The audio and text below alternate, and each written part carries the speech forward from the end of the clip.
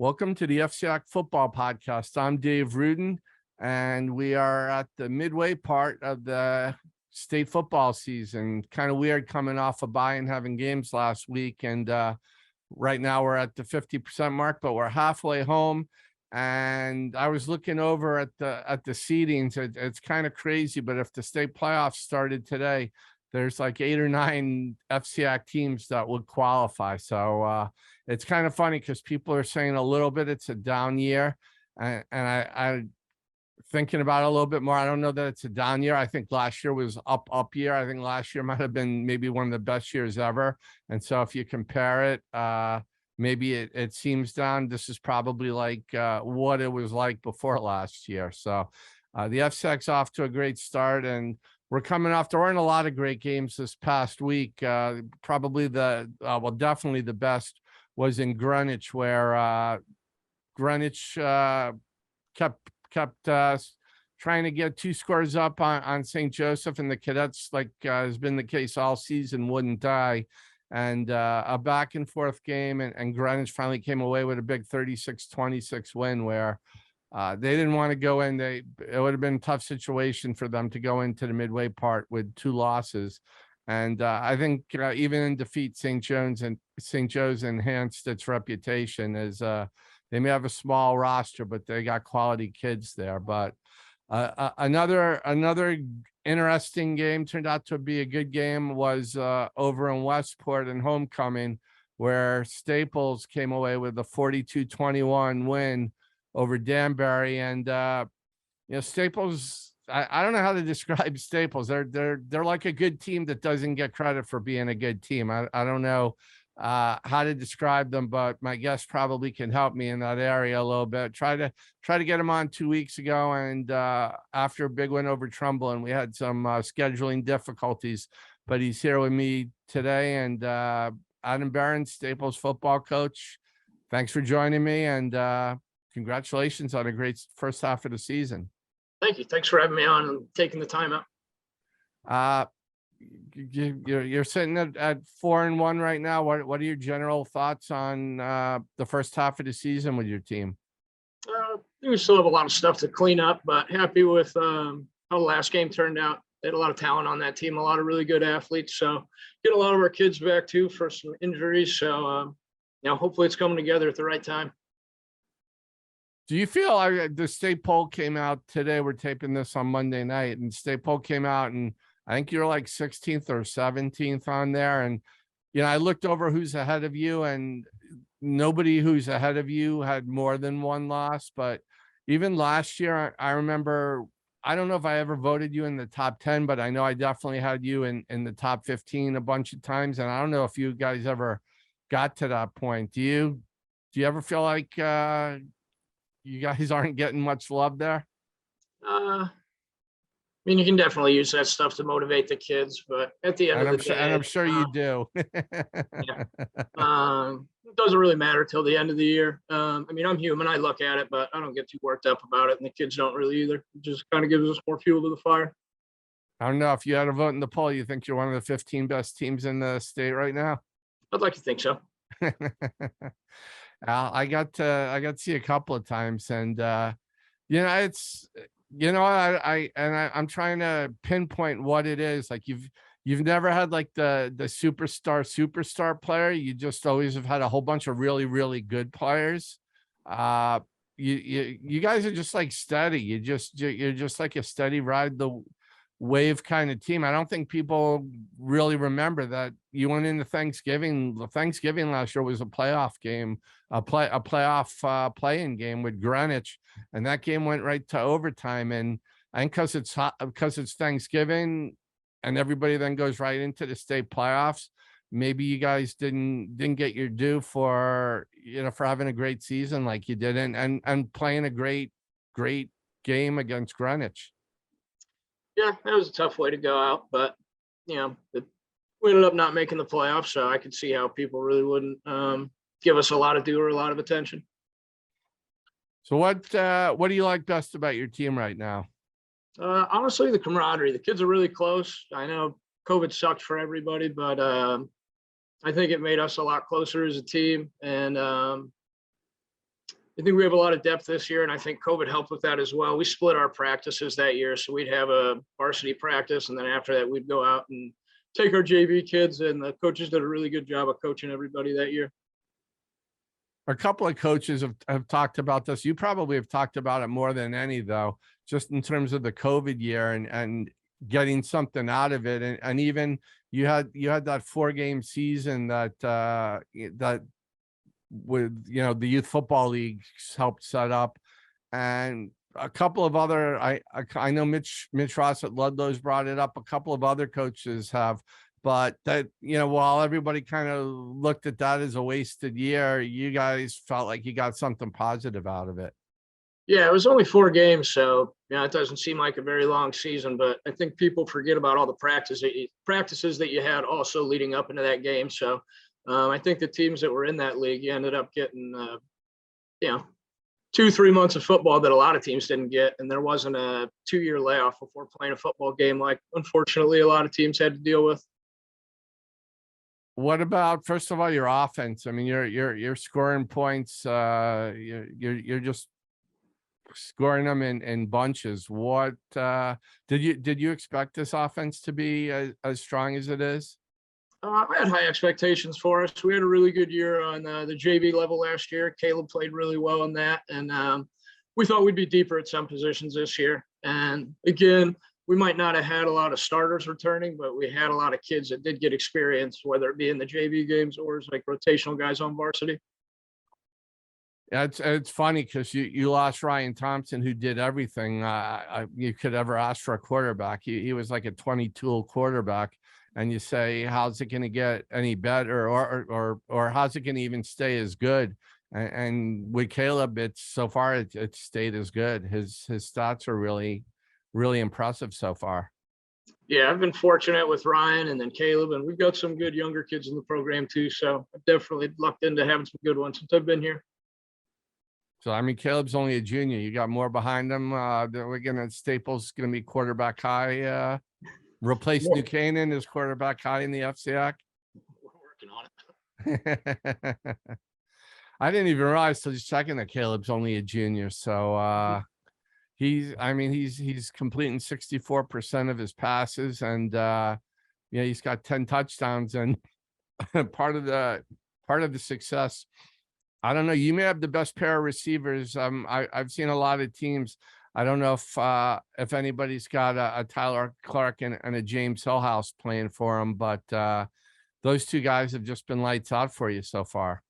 Yeah, those guys are great. In the receiver meeting today, I wanted to make it a point, and I know our receivers coach has said it a lot to him, and has been very impressed with it. But it's a very unselfish room. Tyler might have a big game, and James might not have a big stat day or whatever, and then the roles can reverse the next week. But I've been places before where it's almost like kids are upset when they don't score and somebody else scores. It's really cool seeing how excited these kids get for each other when they score, and that there's never that feeling or like the pouty face that like, I'm not getting mine this week. They're just happy for their teammates. The coach Matt's done a really good job cultivating that with them. I think there's no greater testament to that than go get the Trumbull film and watch James Hillhouse blocking for Tyler on his touchdown catches that game. Including the game-winning touchdown where he took the last defender out to spring him loose. When you have receivers blocking like that might be one of the most underrated skills in football, are receivers who block and create things for other receivers downfield. But he might be the best blocking wide receiver I can remember seeing in a while. He's definitely the best blocking receiver that I've ever been around. And again, I know Coach Matt emphasizes that in practice. If somebody's not blocking hard enough on the backside, they'll come out and they'll put somebody else in. So it gets pretty competitive at that position. What about, did you know this is what you'd be getting from Tyler? I think everybody knows him from lacrosse, and everybody remembers his dive in the air after scoring the winning goal in the state semifinals last year. But I don't know that I hadn't heard, and I'm a Westporter, so I'm sort of tapped into the town somewhat, but I hadn't heard much about what Tyler is like as a football player. But he's been terrific for you. Yeah. Yeah. With that dive, I texted him after that game, like, you shouldn't be jumping around like that. And he was like, I got to dive to score the goal. I was like, I'm not talking about the score. I'm talking about the celebration after. It's like, I had to hold my breath for a second, make sure you got up.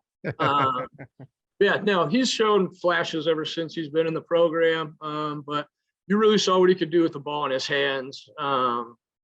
Really, this preseason before the first game, you could see in our practices, you could get him a bubble screen and he could take it all the way. He has the speed to go deep. So, yeah, did I think he'd have exactly his stats right now? I don't know if that'd be accurate if I said that, but I knew he was going to be a special player for us. And you've had a lot of balance. I think your passing game has stood out most just because it's been so explosive. But you guys are, I just looked at the stats to get this. I wonder what it was going to reveal. But you're just about 50-50 run pass. I mean, you've thrown the ball 128 times, and you've run it 123. So. You look at the statistics after a game and you say these guys must be throwing the ball 70% of the time, but you're not. And Caleb's like Ryan last year. He's helping you with his feet as well as with his arm. Yeah, Caleb's done a really good job on the ground. Alex Fiala got going last week, had a good game for us, but really trying to not lean on one thing too much. Just kind of take what the defense gives us and go from there. But we feel pretty good about who we have across the board. And what about your defense? Your defense has been pretty strong as well. So I know Mike Nealon's is having a great season for you so far. He's one of the more underrated players first half of the season. Yeah, across the board, our 4 linebackers and our 4 DBs. Those were 2 spots that we lost a lot of kids. But again, credit to the coaches. They've built a lot of depth there, and kids have been able to step right in and get the job done. Yeah, I guess whoever runs your Twitter account was throwing all the stats up there yesterday while I was trying to watch the Giants and look for Giants stuff, and I kept seeing Staples football stuff. But obviously, your secondary has done a great job, and you've played teams that have good offenses. Now, Coach Philpott, the defensive coordinator, he's putting the kids in a really good position. And, again, the position coaches are doing a really good job teaching all the techniques and fundamentals that Coach Philpott needs to run that defense. What's the mood? Second week, you lose to St. Joseph 42-21. I was there. I think the score was a little misleading. It was a game you actually could have been up at halftime with a couple of things here or there. And then you guys just just uncharacteristic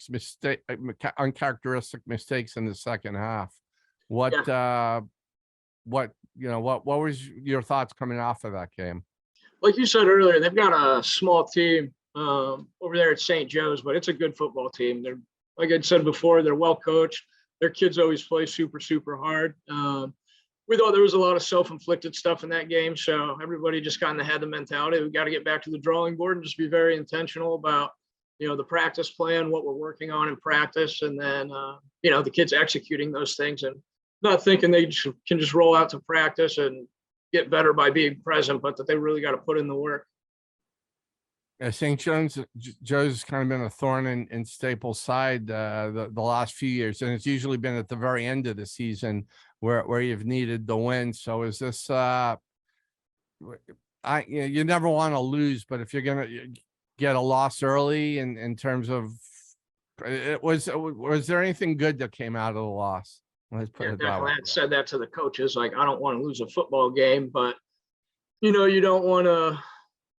I mean, yeah, you want to be undefeated at this point. That would be optimal, but trying to look at it as the glass half full and, finding a way you want to present it to the kids. You can say, it's good that maybe it's good it happened now and it didn't happen, after like going into the bye week and you're 4-0 going into the bye week. And then all of a sudden you go out and you overlook a Danbury. And then now midway through the season, you're really questioning who you are. So, again, you don't want to lose football games, but I think it happened at a time where we could kind of put a spin on it and make sure that we didn't get surprised by anybody down the road.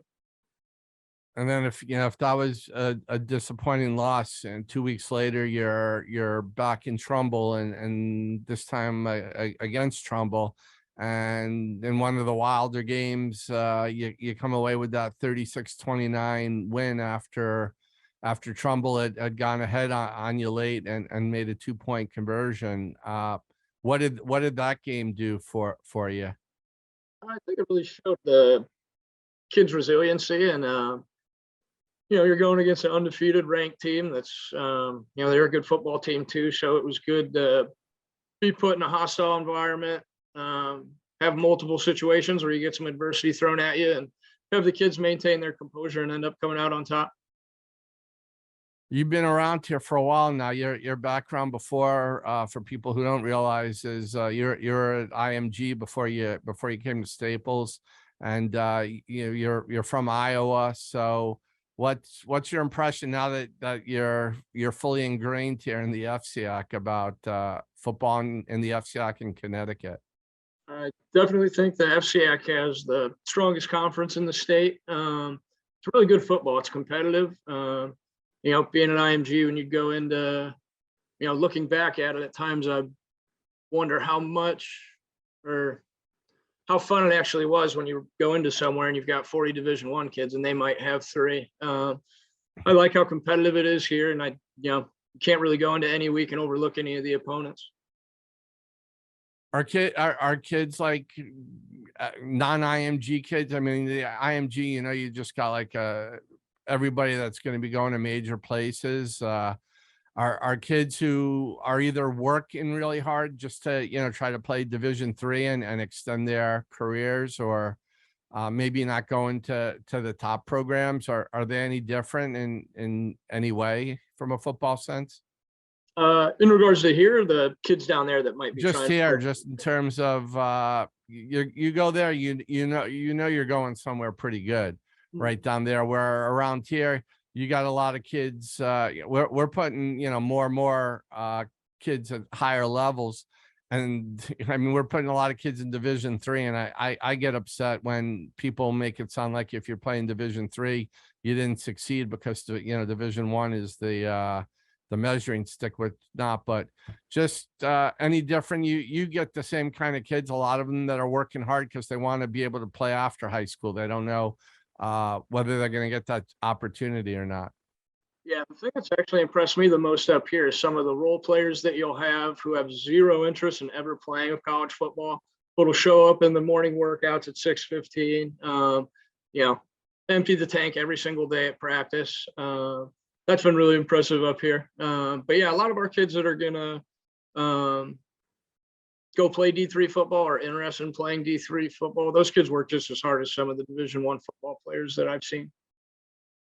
The other thing that's really impressed me, as the Staples boys lacrosse program has grown, you like a lot of the top teams in the league have players that are both lacrosse football players, and some places it gets to be adversarial, or it gets to be kids get put in a tough spot, or there some places swayed or suggested maybe it'd be better if they kind of stuck to one over the other.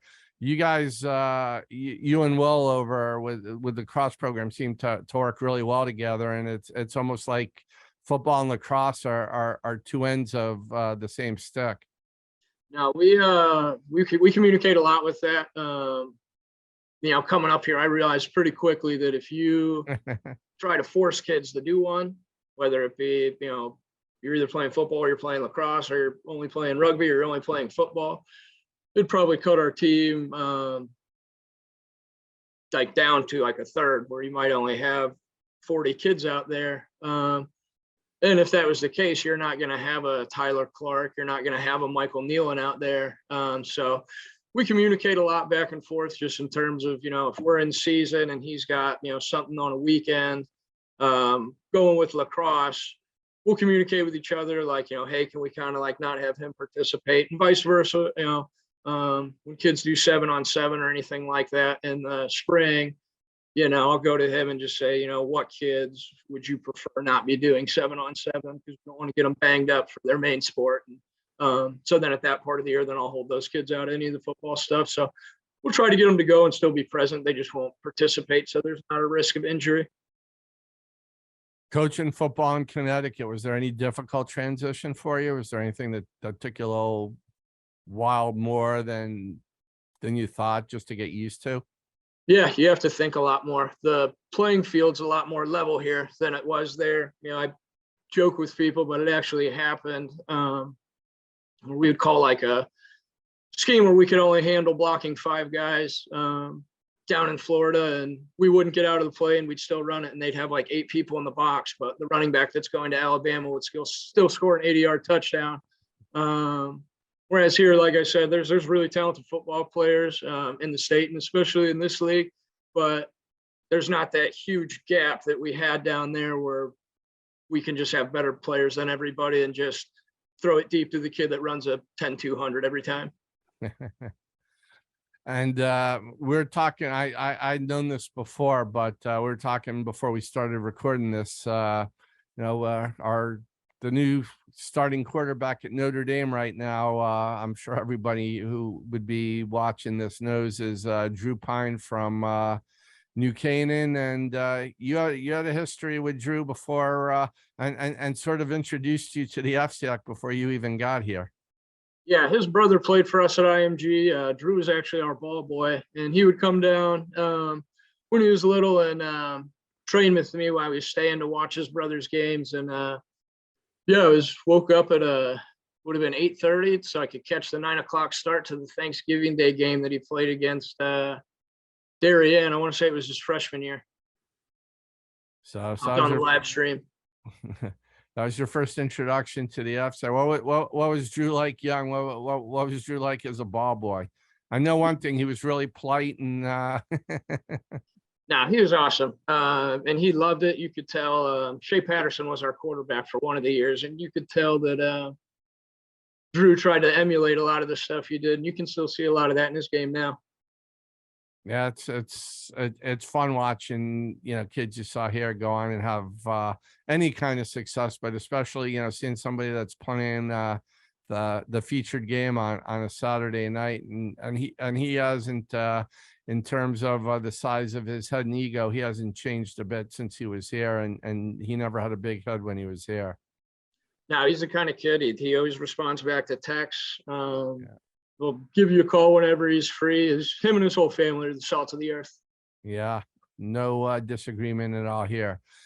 The next few weeks, I was just looking over at your schedule, and barring anything really unexpected, the next 3 weeks you're playing teams with a combined 4 wins. So you're going to be a heavy favorite in each game. I'm not going to ask a question where I know you're going to say anything about taking teams lightly or not, because I know that will be the message the next 3 weeks. But what kind of things do if you play the way you're capable of and win the way you should, if you play that way, what do you want to get accomplished to get things set up for your final 2 games, which will determine your postseason fate? Really just like to see the kids go out there and execute. Another thing that I told our coaches that I don't want to have happen, like you said, you can't overlook anybody. I did that my first year and I made a bad mistake doing that. But we want to execute, but you don't want to ever leave a game that you might win but feel like you still lost it because you didn't really go out there and handle business the way that you really should have. So that's kind of been the message to the coaches and from the coaches to the players. If everything again goes as planned, you very well could be 7-1 going into your last 2 games. A Ridgefield team that's good. I'm still not sure how good they are. They're a good team. Whether they're state playoff good or not, I don't know. We'll learn a little bit more this weekend when they play St. Joe's, and then the game on Thanksgiving again with Greenwich will be a big game. It's possible if you go in there 8-1, that game's about seeding and not about whether you play after. So you got to feel right now you're in a good position if you do what you need to be playing football after Thanksgiving this year. Yeah, no, I mean, again, that's the goal, but like you said earlier, kind of alluded to, right now we're just on to Stanford and just want to stay locked in on that one. And we can do that each week and execute, then hopefully the big things will take care of themselves. I don't think, well, what you say to the team in the locker room is probably different, but if you guys are still flying a little underneath the radar, I don't think that you mind that too much. No, I mean, I'd rather, I think it always, I prefer to always be in the position where you're kind of, you can have that chip on your shoulder. Well, Adam, if things keep going, you guys keep playing the way you've been playing and taking care of business, I think you're going to be very much on the radar very shortly. And it should be a lot of fun. November football and very well could be December football. And you got a lot of weapons there. If you get into the state playoffs, you got a team that's not going to be satisfied with just getting there and has the talent to do much more. So congratulations on this first half of the season. And, thanks for taking the time here and best of luck going forward. Yeah. Thanks a lot for having me on. I really appreciate it. And that's this week's episode of the FCIAC football podcast. We got some good games. We actually have Thursday night football this week. We got a bunch of good games, but we have, Trumbull playing at Greenwich on Thursday night. So a good triple header. I know we got New Canaan and Wilton on Friday night. We have St. Joe's and Ridgefield on Saturday. Those are probably the three biggest games, as well as a few others. So we'll have a lot to talk about next week. So have a good week, everybody, and we'll see you again soon. Let me just shut this off from recording.